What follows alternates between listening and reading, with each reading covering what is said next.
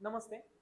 अ, या लेक्चरमध्ये आपण 7.1 जो मेन्सुरेशन चॅप्टर सुरू केला होता आपण त्याचे ऑलरेडी जवळपास 9 क्वेश्चन आपण याच्या आधीच्या लेक्चरमध्ये डिस्कस केलेले आहेत. त्याचं बेसिक लेक्चर पण आपण घेतलेले आहे.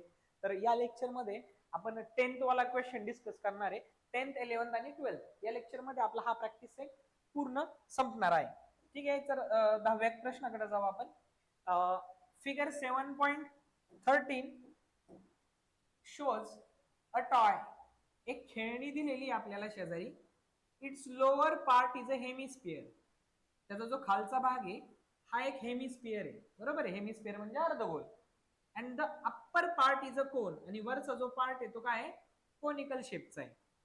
बरोबर. तर आपल्याला काय सांगितलं की त्या टॉयची फाइंड द व्हॉल्यूम. त्या टॉयचं व्हॉल्यूम फाइंड आउट करा आणि त्याचबरोबर सरफेस एरिया फाइंड आउट करा. दोन गोष्टी फाइंड आउट करायला लावलेल्या आहेत आपल्याला.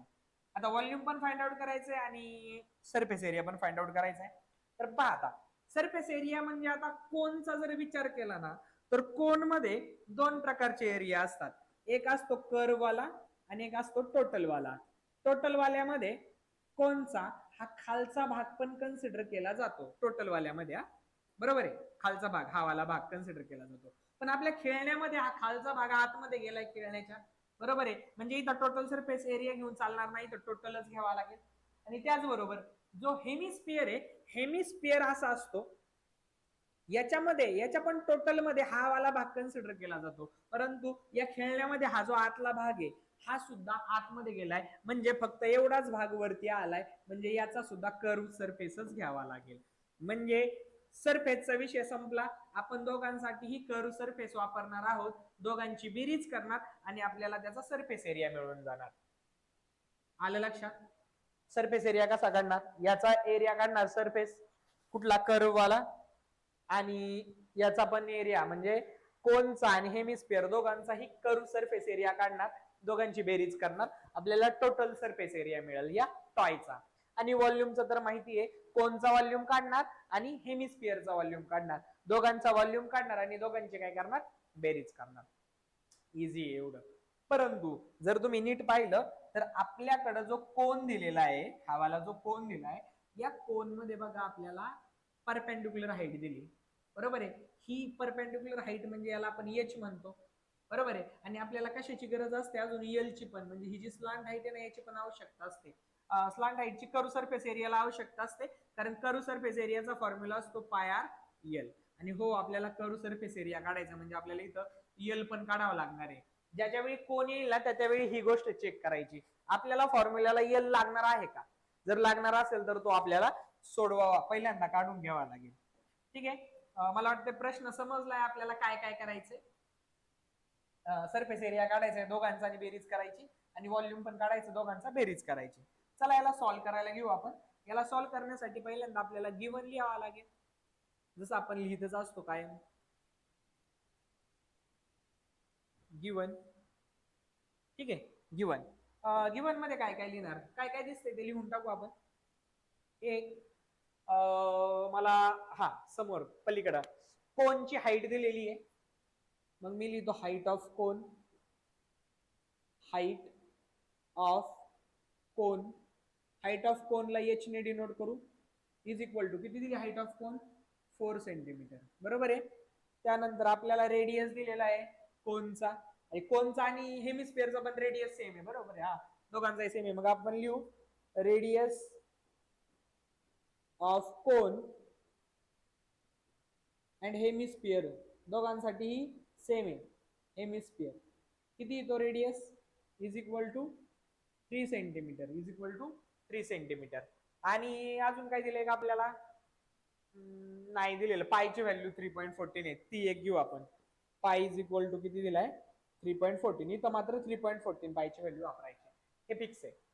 आता टू फाइंड मध्ये काय करायचंय, टू फाइंड मध्ये व्हॉल्यूम पण शोधायचंय.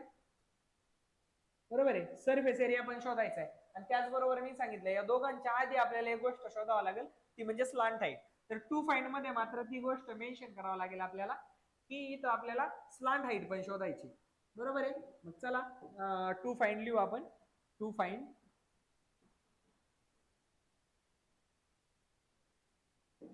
टू फाइंड मध्ये एक स्लांट हाईट पहिल्यांदा, स्लांट हाईटला आपण एल म्हणू. त्यानंतर 2 आपल्याला व्हॉल्यूम पण शोधायचं आहे, volume of toy. Volume of toy आणि टॉयचा व्हॉल्यूम म्हणजे दोघांचा व्हॉल्यूम काढून बेरीज करायची. आणि तिसरा सरफेस एरिया ऑफ टॉय. हे दोन्ही सोपे आहेत, स्लांट हाईट पण सोपी, काय अवघड नाही. चला, टू फाइंड झालं. आता टू फाइंड नंतर आपण जाणार सोल्युशन कडे.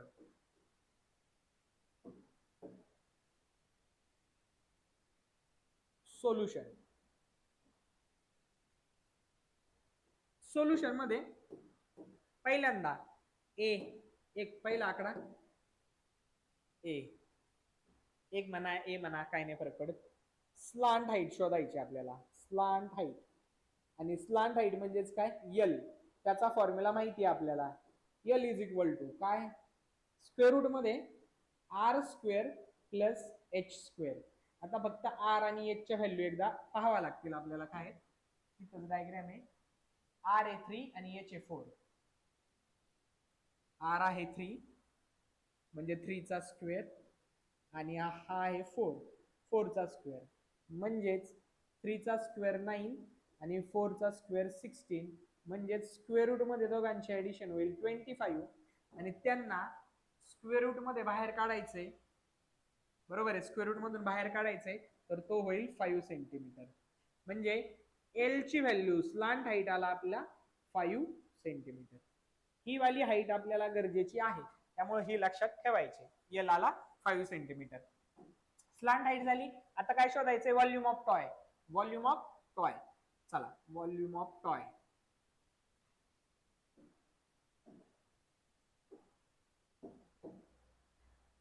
दुसरा आकडा,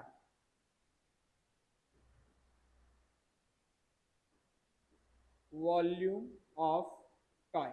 आता टॉयची व्हॉल्यूम काढायची म्हणजे काय करायचे, आधी दोघांचं व्हॉल्यूम काढावं लागेल.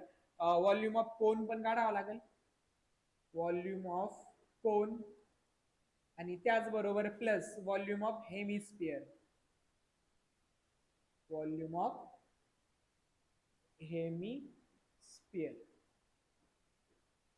चला यांची ऍडिशन करू आपण. आधी फॉर्म्युला लिहावा लागेल यांचा. व्हॉल्यूम ऑफ कोन काय असतो माहिती आपल्याला, pi R square H divided by 3. आणि प्लस व्हॉल्यूम ऑफ हेमिस्फिअर काय असतो, व्हॉल्यूम ऑफ हेमिस्फिअर असतो 2/3 pi R cube. 2/3 pi R cube. चला व्हॅल्यू पुट करू. दोघांमध्ये पण पाय, दोघांमधला पण पाय कॉमन घेऊ आपण. आणि आर पण दोघांकडे पण सेम आहे ना, दोघांचा आर सेमच आहे, बरोबर आहे. मग दोघांचा जरी आर कॉमन जरी घेतला ना, आर तरी पण चालेल. मग पाय पण बाहेर येईल आपला. आणि त्याचबरोबर जो आर आहे ना, आर इथं 2 आर आहेत आणि इथं 3 आहेत, आर स्क्वेअर आहे, आर क्यूब आहे. मग आर स्क्वेअर बाहेर घ्या, आतमध्ये काय राहील, आतमध्ये राहील h/3 प्लस 2/3. आणि ऍक्च्युली ना इथं 3 पण कॉमन येईल बरं का, दोघांमध्ये पण बेसला 3 आहे बघा, दोघांचाही बेसचा 3 कॉमन येईल. येऊ द्या. आतमध्ये काय काय राहील, आतमध्ये राहील h प्लस 2 पाय बाहेर आला, आर क्यूब मधला एकच आर शिल्लक राहिला, आर स्क्वेअर बाहेर आला, एकच आर शिल्लक राहील. आणि याला जर आपण सोडवायला घेतलं तर आपल्याला व्हॅल्यू माहित पाहिजे. पायची व्हॅल्यू कन्सिडर करू आधी आपण. पाय 3.14 इंटू आर आहे माझ्या मध्ये 3, चेक करू एकदा तरी सुद्धा आपण. आर 3 आहे का, आर आणि एच भाऊ एकदा नाही म्हणून आर 3 आहे, आर 3 आहे आणि एच 4 आहे, बरोबर आहे. एच 4 आहे आणि आर 3 आहे.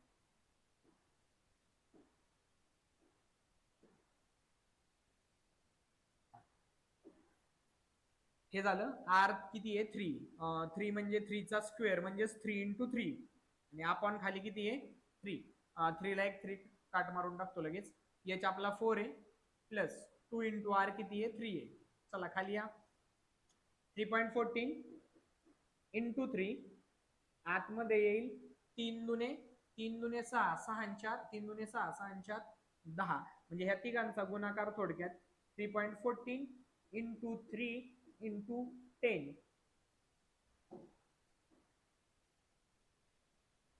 या तिघांचा गुणाकार करू आपण गुणाकार पहा 3.14 ने जर 3 ला मल्टिप्लाय केलं तर 3 चोक 12 हातचा आला एक 3 एक 3 आणि 4 आणि 3 त्रिक 9 पॉईंट द्यायचा 2 घर सोडून इंटू किती 10 ने जर मल्टिप्लाय केलं तर हा पॉईंट एक घर पलीकडे सर्कल तर तो होईल 94.2 आणि हा काय व्हॉल्यूम आहे व्हॉल्यूम असल्यामुळे हा होईल सेंटीमीटरचा क्यूब ठीक आहे आणि खाली आपलं जे आन्सर असेल ते आपण इथं लिहू शकतो आपण इथं लिहिणार volume of toy is equal to 94.2 centimetre raise to 3 centimetre cube ठीक आहे त्यानंतर एक मिनिट आपण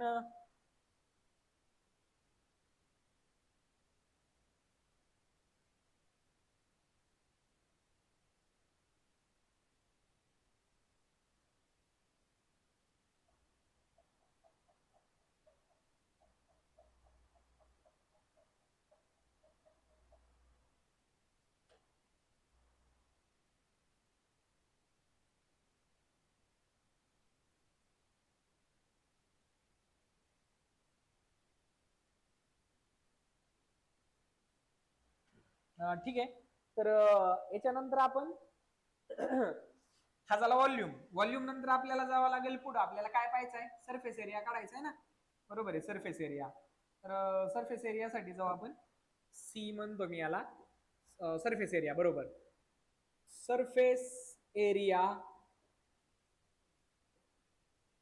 ऑफ टॉय टॉयचा सरफेस एरिया कसा काढणार दोघांची बेरीज कोणाकोणाची कर्व सरफेस एरियाची दोघांचे कर्व सरफेस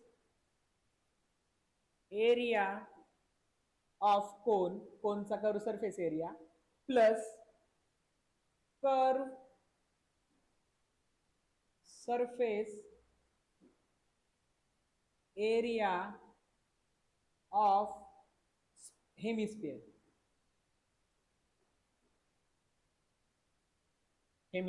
चला फॉर्म्युले लिहू curve surface area of cone काय फॉर्म्युला आहे pi r l plus curve surface area of हेमिस्फियरचा कर्व सरफेस एरिया काय असतो 2 पाय आर स्क्वेअर आता या दोघांना सॉल्व्ह करू दोघांमध्ये पाय आणि दोघांचा आर पण सेम आहे ना पाहिला आपण आर सेम आहे रेडियस दोघांसाठी सेम आहे तर दोघांमधून पाय आणि आर कॉमन घेऊ पाय आणि आर कॉमन घेतलं दोघांमधून आतमध्ये राहिला एल प्लस पाय बाहेर आला एक आर बाहेर आला आत राहील 2 आणि आर 2 गुणिले आर 2 गुणिले आर एक आर बाहेर येईल आणि पायची व्हॅल्यू 3.14 घ्या असं सांगितलंय इंटू आर ची व्हॅल्यू माहिती आपल्याला 3 आहे एल किती आहे एल आता वरती काढला होता ना 5 होता हा बरोबर 5 होता 5 प्लस 2 इंटू आर किती आहे 3 आहे बरोबर व्हॅल्यू पुट केली आपण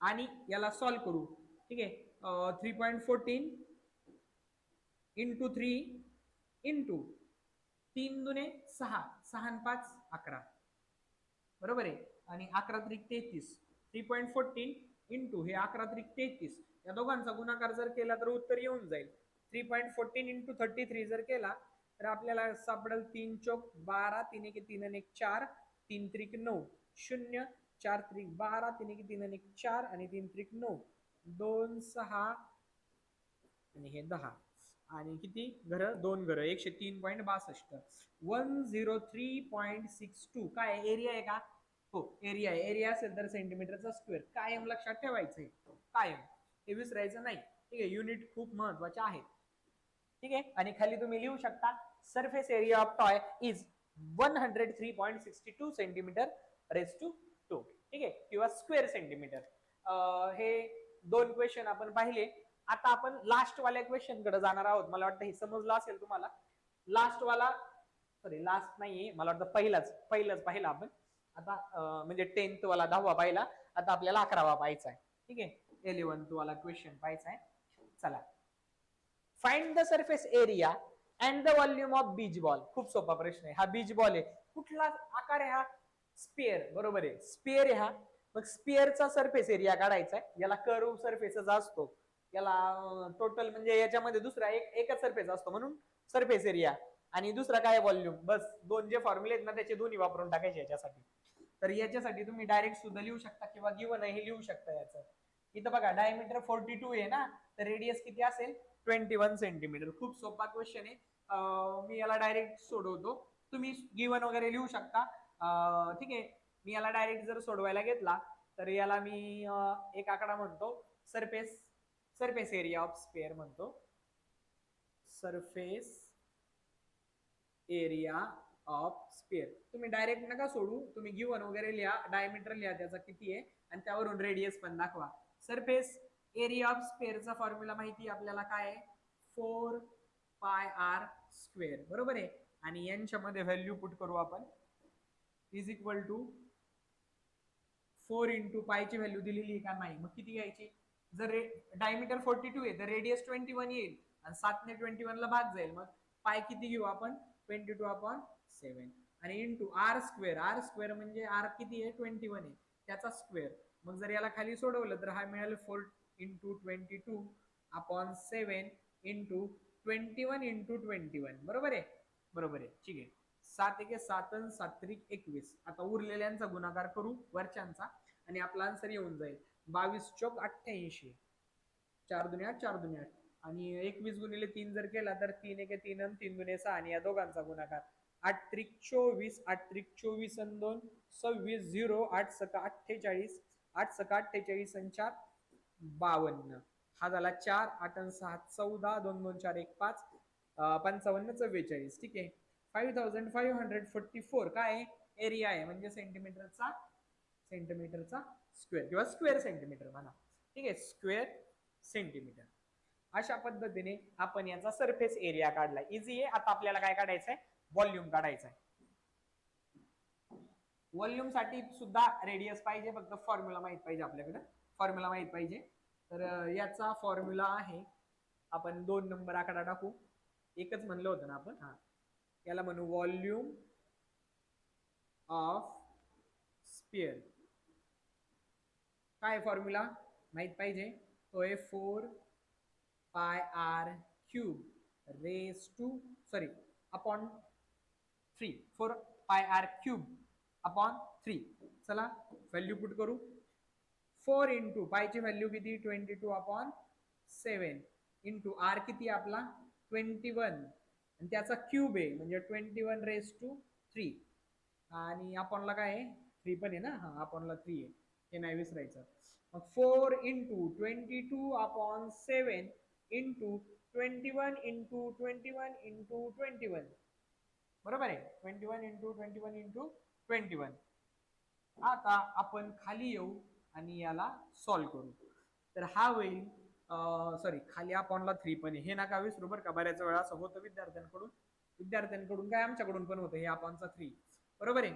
चला 7 एके 7 आणि 7 त्रिक 21 याचा प्रश्न मिटवून टाकला. मग काय काय राहिलं वरती, वर राहिला 4 इंटू 22 इंटू 3 इंटू 21 इंटू 21 आणि डिवायडेड बाय किती राहिला, हा वाला 3 राहिला आणि 3 ला 3 कॅन्सल.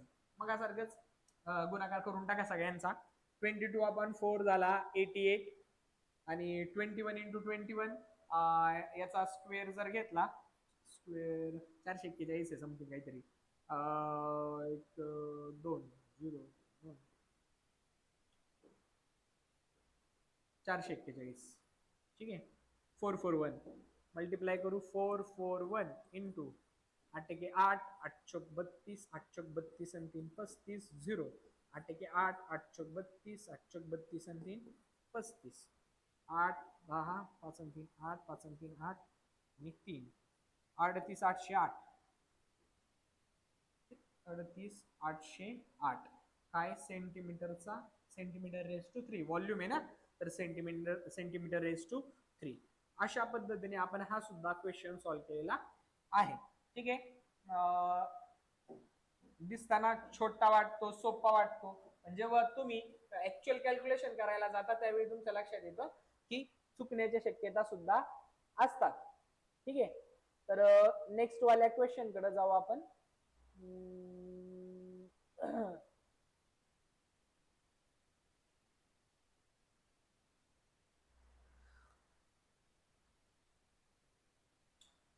याच्यामध्ये तुम्हाला याची व्हॅल्यू दिलेली आहे का? कारण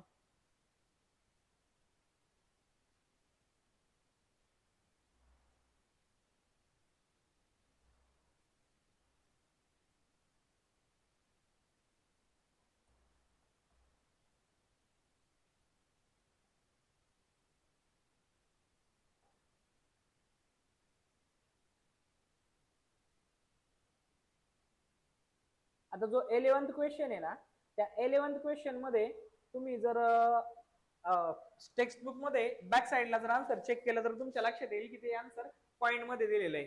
तर आता आपल्या या आन्सर मध्ये आणि त्या आन्सर मध्ये तफावत काय? तर त्या ठिकाणी 22/7 यूज करण्याच्या ऐवजी 3.14 यूज केलेला आहे. हे लक्षात.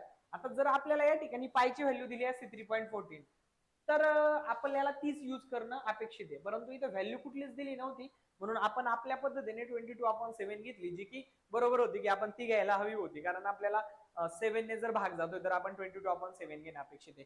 म्हणून हा वाला जो क्वेश्चन आहे तो पण काही चुकीचा नाहीये किंवा हे आन्सर चुकीचं नाहीये, हे पण आन्सर तितकंच बरोबर आहे. फक्त तिथं काय केलं की 3.14 यूज केलाय, इथं 22/7 यूज केलाय. ठीक आहे. नेक्स्ट शेवटचा जो क्वेश्चन आहे त्याच्याकडे जाऊ आता आपण, लास्ट वाल्या क्वेश्चन कडे. As shown in the figure, a cylindrical glass contains water. एक सिलेंडर दिलेला आहे पहा हा वाला, याच्यामध्ये काही पाणी भरलेलं आहे. A metal spare of diameter 2 centimetre. एक मेटलचा स्पेअर, एक मेटलचा जो गोल आहे बघा इथं, हा गोल मेटलचा आहे आणि ज्याचा डायमीटर 2 सेंटीमीटर आहे, म्हणजे याचा रेडियस किती असेल 1 सेंटीमीटर. ठीक आहे. Is immersed in it, find the volume of the water. आता हा जो आहे, हा जो मेटलचा स्पेअर आहे, मेटलचा जो गोल आहे, बॉल आहे, तो पाण्यामध्ये टाकल्यामुळे पाण्याची पातळी काय झाली, वाढली. बरोबर आहे.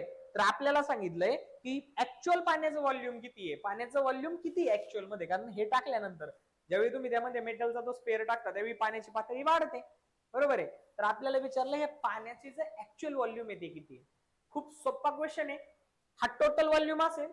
पहिल्यांदा आपण या पूर्ण या डायग्रामचा व्हॉल्यूम काढणार, ह्या पाण्याचा मेटलचा स्पेअर टाकल्यानंतरचा, आणि मेटलचा पण व्हॉल्यूम काढणार.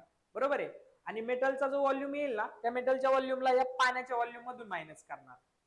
कारण इथं काय झालंय की ही पाण्याची पातळी कोणामुळे वाढली, पाण्याचं व्हॉल्यूम कोणामुळे वाढलंय, तर हे वाढलेलं आहे या मेटलच्या स्पेअरमुळे. मग मेटलचा जो व्हॉल्यूम आहे तो काढायचा आणि पाण्याचा जो हा जो आत्ताचा जो व्हॉल्यूम आहे ना, त्यामधून त्या मेटलचा जो स्पेअर आहे त्याचा व्हॉल्यूमला मायनस करायचं. खूप सोपं आहे. दोघांचा व्हॉल्यूम काढणार मी, या डायग्रामचा आणि या मेटलच्या स्पेअरचा, आणि मेटलच्या स्पेअरचा जो व्हॉल्यूम असेल त्यामधून मी जो पाण्याचा व्हॉल्यूम आहे तो मायनस करून टाकणार. सॉरी, मेटलचा स्पेअर आहे त्याचा व्हॉल्यूम मी मायनस करणार टोटल मधून. बरं चला, याला सोडवायचं कसं, याचं सुद्धा आपण काय करू, गिवन वगैरे लिहू. गिवन, हा गिवन मध्ये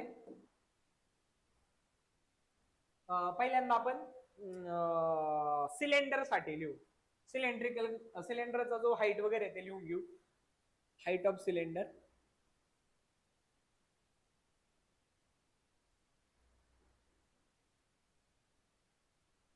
हाईट ऑफ सिलेंडर एच ने डिनोट करू याला.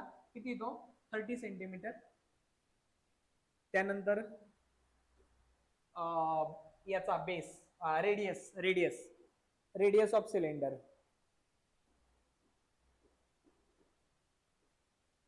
रेडियस नाही ऍक्च्युअली, तो डायमीटर दिलाय 14, तर रेडियस ऑफ सिलेंडर तुम्ही लिहिणार किती, त्याच्या हाफ. आर किती 7 सेंटीमीटर. बरोबर आहे. आणि ऍक्च्युअली हे डायमीटर मेन्शन करणं गरजेचं आहे याच्यावरती, मग त्याच्या खाली रेडियस ऑफ सिलेंडर 7 सेंटीमीटर. आता हे झालं सिलेंडर बद्दल. आता आपण मेटलच्या स्पेअर बद्दल लिहू. काय लिहायचंय, त्याचा डायमीटर 2 सेंटीमीटर आहे, मग डायमीटर ऑफ मेटल स्पेअर किती आहे, 2 सेंटीमीटर आहे. आणि म्हणून रेडियस ऑफ मेटल स्पेअर त्याच्या हाफ असेल. हाफ म्हणजे किती, मग निम्मा, 1 सेंटीमीटर. सोपं आहे. सिलेंडरचा व्हॉल्यूम काढा. बरोबर आहे. आणि त्यामधून कोण मायनस करा, मेटलच्या स्पेअरचा व्हॉल्यूम मायनस करा, तुम्हाला तुमचा आन्सर मिळून जाईल.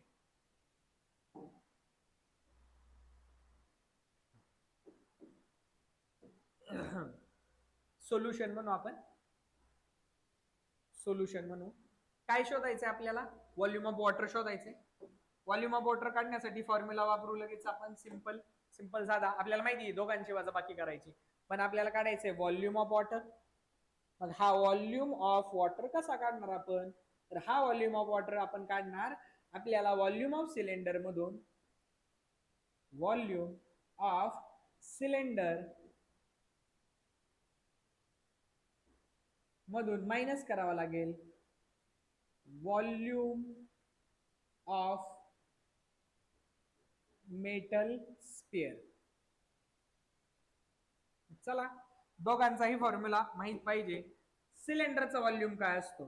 सिलेंडरचा व्हॉल्यूम असतो पाय आर स्क्वेअर एच, आणि मायनस मेटलचा व्हॉल्यूम काय असतो? स्पेअरचा व्हॉल्यूम काय असतो? सॉरी, तो असतो 4/3 पाय आर क्यूब. बरोबर आहे, पाय आर क्यूब. यामध्ये व्हॅल्यू पुट करू, आन्सर काढू. पण त्याआधी दोघांमध्ये पण पाय आहे बघा, हा वाला पाय, दोघांमधलाही पाय आपण कॉमन घेऊ. आतमध्ये राहील R square H minus 4/3 R cube. बरोबर आहे. आणि आता आपण याला सॉल्व्ह करायला जाऊ. हा, पायची व्हॅल्यू सांगितली त्यांनी, किती घ्या? 3.14 घ्या. बरोबर आहे, 3.14च घ्यायला लावली ना. एकदा चेक करू. नाही, तसं काही मेन्शन नाही केलेलं. 3.14 घ्या असं मेन्शन नाही केलेलं. तर थोड्या वेळ पायला असंच ठेवू आपण. पाय आतमध्ये आर, आता कोणाचा आर? सिलेंडरचा आर. सिलेंडरचा रेडियस आणि सिलेंडरची हाईट. सिलेंडरची रेडियस 7 आणि हाईट 30. सिलेंडरची रेडियस 7 मग 7चा स्क्वेअर आरचा स्क्वेअर म्हणल्यावर, आणि एच किती? 30 मायनस 4/3, आणि आर किती आहे? रेडियस कोणाचा? रेडियस स्पेअरचा किती आहे? 1 येतो.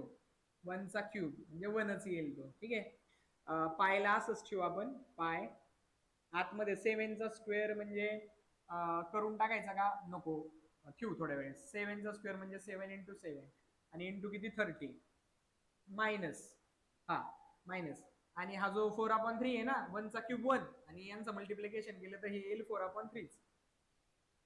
ठीक आहे, चला आता आपण खाली यांना सॉल्व्ह करू.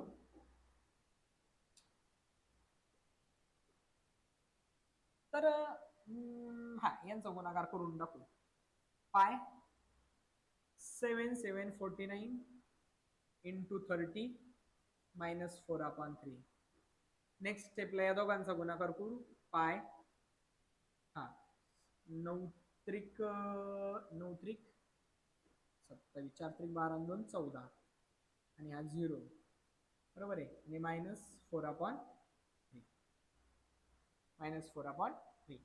बरं, आता 3 ने याला मल्टिप्लाय करून बेस सेम करून घेऊ शकतो आपण. 22/7 जर घेतला ते करता येईल. किंवा मग 3 ने 4 ला जर डिवाइड केलं, 3 ने 4 ला डिवाइड केलं तर 3 1 3, एक राहिला 0, 3 त्रिक 9, 1.333333 वगैरे हे वाला आन्सर येईल आपलं. बरोबर आहे ना. हा, तर मग आपण काय करू? 1.33 म्हणू, 1.3 म्हणू फक्त. याचा याने याला जर भागलं तर 1.3 हे आन्सर येईल. ठीक आहे, 1.3. तर मग पाय ब्रॅकेटमध्ये 1470 मायनस 1.3. 3 घ्यायचा का नको? चला 3 घेऊ फक्त. 1.3, आणि या दोघांची वजाबाकी करू, किती येते पाहू. 1470 वजा 1.3, 0 कॅन्सल कॅन्सल कॅन्सल, 6 9 10 7.8641.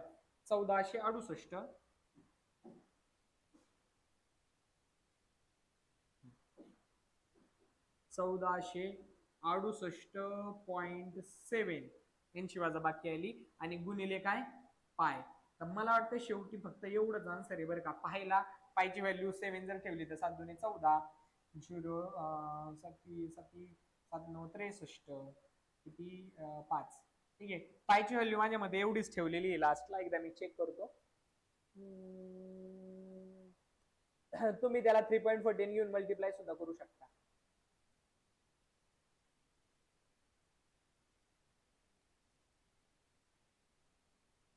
बरोबर आहे, ती तेवढीच ठेवली. 1468.7 घेतली. 6.7, आता तो 6.7 आहे लास्टला, का कारण आपण 3 न घेता फक्त 3 घेतलाय म्हणून. ठीक आहे.